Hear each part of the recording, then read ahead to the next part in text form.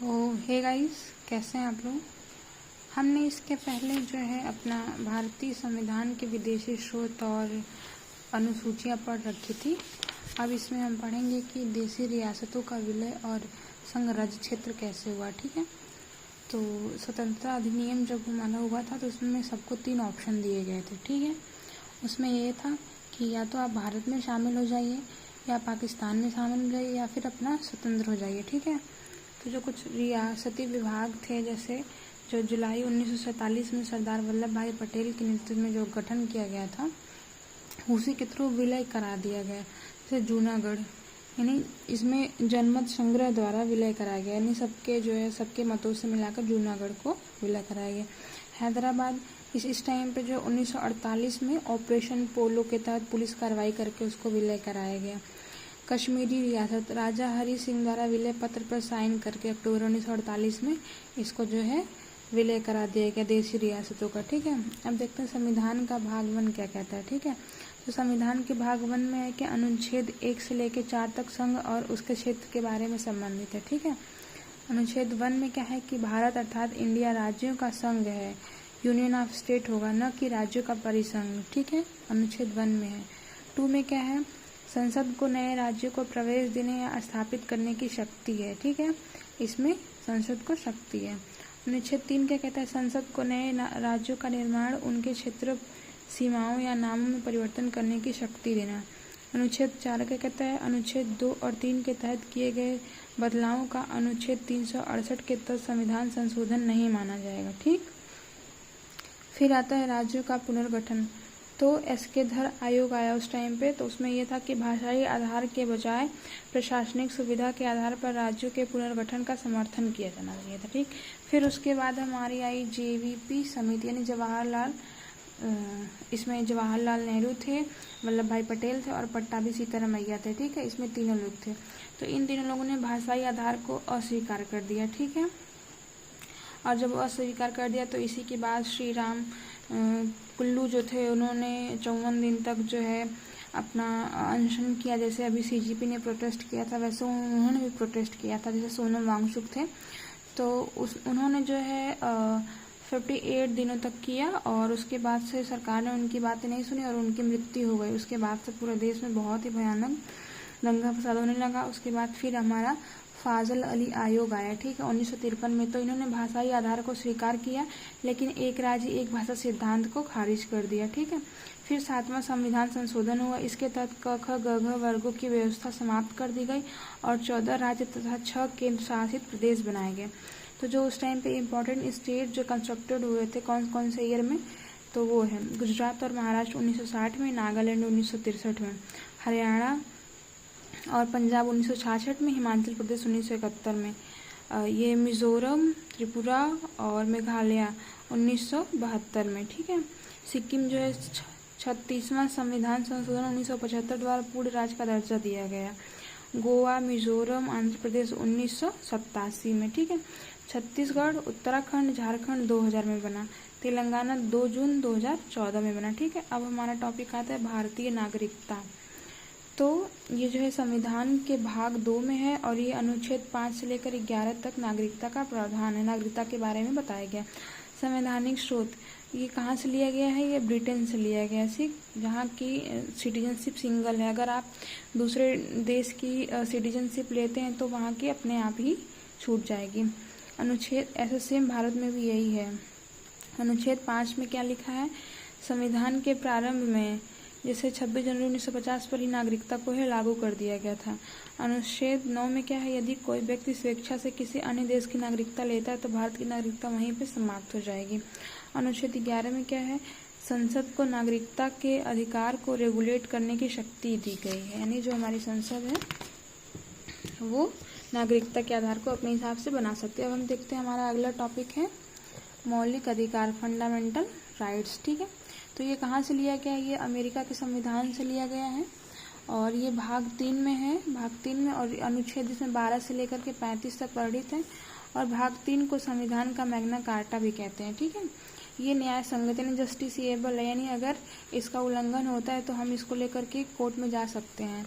मूल संविधान में जो हमारे 7 जो फंडामेंटल राइट्स थे, यानी 7 मौलिक अधिकार थे, लेकिन अभी 6 हैं, क्योंकि इसमें 44वां संविधान संशोधन हुआ और उसके द्वारा संपत्ति के अधिकार 31 को अनुच्छेद को हटा करके फंडामेंटल लिस्ट से हटा करके अनुच्छेद 301 के तहत कानूनी अधिकार बना दिए गए। ठीक है, ये क्यों हुआ? ये केशवानंद भारती बनाम केरल राज्य हुआ, उनकी संपत्ति पे जो है सरकार और उन्होंने अपने अधिकार के थ्रू इस पर लड़ाई हुई थी। ठीक है, फिर आता है ये जो हमारा मौलिक अधिकार है, इसके थ्रू हमको 6 अधिकार दिए गए हैं। ठीक है, पहला है जो हमारा समता का अधिकार है, समता या फिर समानता का अधिकार। ठीक है, इसमें जो है हमारा 14 से लेकर अनुच्छेद 18 तक है। ठीक, उसके बाद हमारा है स्वतंत्रता का अधिकार, जिसमें हमारा 19 से लेकर के 22 तक है। ठीक है, और उसके बाद हमारा आता है दूसरे के बाद फिर तीसरा शोषण के विरुद्ध अधिकार, इसमें 23 और 24 है। फिर आता है धार्मिक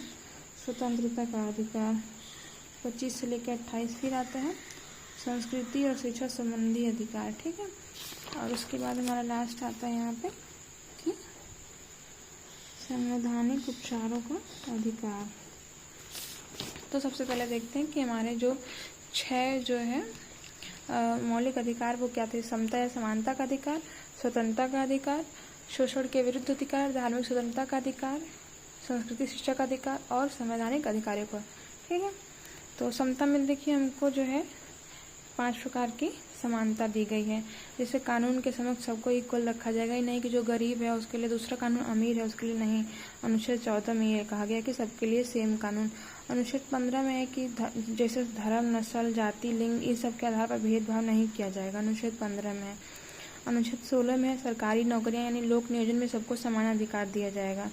अनुच्छेद 17 ये इंपॉर्टेंट, अनटचेबिलिटी का अंत होता है यहाँ पे, जैसे पहले छुआछूत जो होता था वो अब खत्म हो गया। ठीक है, अनुच्छेद 18 का क्या है? उपाधियों का अंत, यानी कि जैसे सेना और विद्या के अलावा अगर आपको कहीं भी और उपाधियां नहीं देखने को मिलेंगी। सेना में जैसे परमवीर, महावीर मिलता है और इसमें जो है पद्म भूषण ये सब मिलता है, इसी अनुच्छेद 18 के थ्रू मिलता है। ठीक है, स्वतंत्रता का अधिकार दूसरा देखते हैं, इसमें 19 से लेकर के 22 तक है, इसमें 6 प्रकार की स्वतंत्रता है। ठीक है, तो अनुच्छेद 19 में देखते हैं कि क्या है। ठीक है, तो पहला है 19 का ए में बोलने की स्वतंत्रता, प्रेस और मीडिया इसी के थ्रू आते हैं। ठीक है, और 19 के बी में जो है बिना हथियारों के शांतिपूर्ण सभा करने की फ्रीडम, जैसे अभी सीजेपी प्रोटेस्ट कर रही थी तो वही है। अनुच्छेद 19 का क्या है? संघ या फिर संगठन बनाने की स्वतंत्रता, हम अपना संगठन बना सकते हैं, हमको स्वतंत्रता है। ठीक है, जैसे बजरंग दल बना है ये सब, तो इसी के थ्रू। अनुच्छेद 19 का डी, देश के किसी भी क्षेत्र में आवागमन की फ्रीडम में से हम कहीं भी आ जा सकते हैं। ठीक है, अनुच्छेद 19 का ई, देश के किसी हिस्से में रहने या फिर बसने की स्वतंत्रता है। एक अपवाद है, जैसे आप जम्मू कश्मीर में वहाँ जाकर नहीं बस सकते हैं। ठीक है, 19 का एफ, ये पहले इसमें था संपत्ति का अधिकार, लेकिन फिर इसको काट करके 300 के ए में रख दिया गया है। अनुच्छेद 19 का जी, कोई भी व्यापार या जीविका चलाने की स्वतंत्रता। तो ठीक है, ये स्वतंत्रता का अधिकार हो गया, ये समता का। अब हम देखते हैं कि अनुच्छेद 20 में क्या है। 20 में है कि अगर कोई अपराधों के लिए 2 सीढ़ी के संबंध में संरक्षण, अगर कोई व्यक्ति अपराध कर दिया है तो उसके लिए क्या है, तो एक अपराध के लिए एक बार ही सजा होगी, नहीं कि एक अपराध के लिए बार बार सजा होगी। और स्वयं के खिलाफ गवाही देने के लिए उसको मजबूर नहीं किया जाएगा। ठीक है, तीसरा है कि अपराध के समय जो कानून है उसी के हिसाब से उसको सजा दी जाएगी, नहीं कि अगर बाद में दूसरा कानून बना तो उसको उसी हिसाब से दी जाएगी, नहीं। अनुच्छेद 21 में क्या है? प्राण एवं दैहिक स्वतंत्रता है, इसी में जो है आपको प्राइवेसी का जो है प्रावधान है। 21 के ए में क्या है? शिक्षा का अधिकार, यानी कि 6 से 14 वर्ष के बच्चों को फ्री एंड मैंडेटरी, मतलब कि ये तो मुफ्त शिक्षा रहेगी और उसके बाद जरूरी शिक्षा रहेगी। 86वें संविधान संशोधन द्वारा 2002 द्वारा इसको जोड़ा गया था। ठीक है, अनुच्छेद 22 में क्या है? कुछ दशाओं में गिरफ्तारी और निरोध से संरक्षण, जैसे 24 घंटा के अंदर आपको मजिस्ट्रेट के सामने पेश करना ही पड़ेगा। ठीक है, आप देखते हैं शोषण के विरुद्ध अधिकार क्या है। इसमें है 23 और 24 दो आते हैं। 23 में क्या है कि मानव तस्करी और बाल श्रम पर रोक, यानी कि जो 14 वर्ष से कम बच्चे हैं उनको कामों में लगाने से रोकना 24वां है। ठीक है, धार्मिक स्वतंत्रता का अधिकार 25 और से 28। 25 में क्या है? धर्म को मानने, प्रचार प्रसार करने की स्वतंत्रता, सिखों को कृपाण रखने की अनुमति इसी में मिली है। हम किसी को फोर्स नहीं कर सकते कि तुम ये धर्म मानो, तुम वो धर्म मानो। ठीक है, 26 में क्या है? धार्मिक कार्यों के प्रबंध, यानी अगर हम कोई अपने धर्म को प्रचार प्रसार करने की कुछ संस्था ऑर्गेनाइज कर रहे हैं तो हमको उसकी फ्रीडम है, ठीक है। 27 क्या है, किसी विशिष्ट धर्म की अभिवृद्धि के लिए टैक्स की मुक्ति, जैसे कि हमारा अगर हम किसी धर्म में जो है अपना बना रहे हैं, उसमें पैसा वैसा दे रहे हैं तो उस पर टैक्स नहीं लगेगा। अनुच्छेद 28 क्या कहता है कि सरकारी शिक्षण संस्थानों में धार्मिक शिक्षा दिए जाने का निषेध। ये नहीं कि हम अपने स्कूल वगैरह में धार्मिक चीज़ें पढ़ाया जाए, वहाँ पे उनसे जो है हरि कीर्तन करवाया जाए, ऐसा कुछ भी नहीं है, ठीक है। इसका निषेध किया जाता है। फिर देखते हैं संस्कृति शिक्षा संबंधी अधिकार 29-30 में क्या है, जो हमारे अल्पसंख्यक हैं उनको हितों को संरक्षण करने के लिए, उनकी भाषा लिपि संस्कृति को सेफ रखने के लिए ये अधिकार दिया गया है। अल्पसंख्यक वर्गों को शिक्षा संस्थानों की स्थापना और उनके प्रशासन का अधिकार दिया गया है, ठीक। अब हमारा लास्ट जो है वो देखते हैं संवैधानिक उपचारों का अधिकार।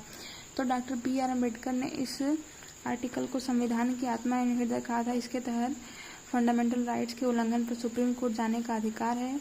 सुप्रीम कोर्ट ने मौलिक अधिकार की रक्षा के लिए 5 तरह के रिट जारी करता है। बंदी प्रत्यक्षीकरण, यानी कि अगर कोई जो है इंसान जो है अगर उसको बंदी बना लिया गया है, उसको अरेस्ट कर लिया गया है, तो उसके लिए वो बंदी प्रत्यक्षीकरण कर सकता है, यानी कि वो जांच बैठवा सकता है रिक्वेस्ट करके। परमादेश क्या है कि अगर कोई ऑफिसर है, अगर वो अच्छे से काम नहीं कर रहा है तो कोर्ट उसको आदेश दे सकता है सही से काम करने के लिए। प्रतिषेध क्या है, प्रतिषेध ये है कि अगर जो है कोई ऑफिसर है बड़े लेवल का और अगर वो गलत इस्तेमाल करे अपनी शक्तियों का, तो उसके लिए कोर्ट आदेश दे सकता है। उत्प्रेषण क्या है कि अगर कोई जो है कोई ऐसा व्यक्ति है, उत्प्रेषण में ये आता है कि अगर कोई ऐसा व्यक्ति है, सॉरी गाइस, तो इसके द्वारा क्या होता है कि उत्प्रेषण में ये होता है कि इसके द्वारा अधीनस्थ न्यायालय को ये निर्देश दिया जाता है कि अपने पास लंबित मुकदमों के निर्णय के लिए उसको वरिष्ठ न्यायालय में भेजेंगे, ठीक है। और प्रतिषेध में ये होता है कि अगर हमारे किसी न्यायालय ने, जैसे हमारा कोई न्यायालय है, अगर उसने उस पर फैसला सुना दिया तो जो उससे छोटे न्यायालय हैं उसे फैसला नहीं सुनाएंगे। इसमें है कि न्यायालय जो है ये कहता है कि जो तुम्हारे पास बहुत लंबित जो है केसेस हैं उनको जो है तुम वरिष्ठ न्यायालयों में भेजो, ठीक है। और अधिकार विवक्षा का ये मतलब होता है कि जब कोई व्यक्ति ऐसे पदाधिकारी के रूप में कार्य करता है जिसके रूप में कार्य करने का उससे वैधानिक रूप से कोई अधिकार नहीं है, तो न्यायालय उससे पूछता है और जब तक वो मतलब संतोषजनक उत्तर नहीं देता तब तक वो इस पर काम नहीं करता है। अब इम्पोर्टेंट पॉइंट्स देख लेते हैं। अनुच्छेद 352 राष्ट्रीय आपातकाल के दौरान राष्ट्रपति फंडामेंटल राइट्स यानी मौलिक अधिकार को निलंबित कर सकता है, लेकिन वो 20 और 21 जो हमारे हैं इसको कभी निलंबित नहीं कर सकता। केवल इंडियंस को प्राप्त आर्टिकल 15, 16, 19, 29, 30 है। विदेशी को भी जो मिला 14, 20, 21, 22, 23, 24, 25, 26, 27, 28, ठीक है। अनुच्छेद 12 और 13 आपने सोचा होगा कि मैंने यहाँ से स्टार्ट किया, जो है यहाँ लिखा है कि 12 से 35, लेकिन 12-13 बताया नहीं, तो 12-13 यही आगे DPSP में यूज हुआ है। तो 12वां ये कि राज्य को डिफाइन करता है, इसमें राज्य को परिभाषित करता है, जिसमें central, state government and government institute शामिल होता है, ठीक है। और 13 में है कि मौलिक अधिकारों का उल्लंघन करने वाले कानूनों को न्यायिक पुनर्विवेचन के द्वारा शून्य घोषित करना। इसमें है कि जो इसका उल्लंघन नहीं कर सकते, ठीक है। तो गाइज अगर आपको मेरी वीडियो अच्छी लगती है तो प्लीज़ लाइक कीजिए और प्लीज़ सब्सक्राइब कीजिए। Thank you so much guys, bye.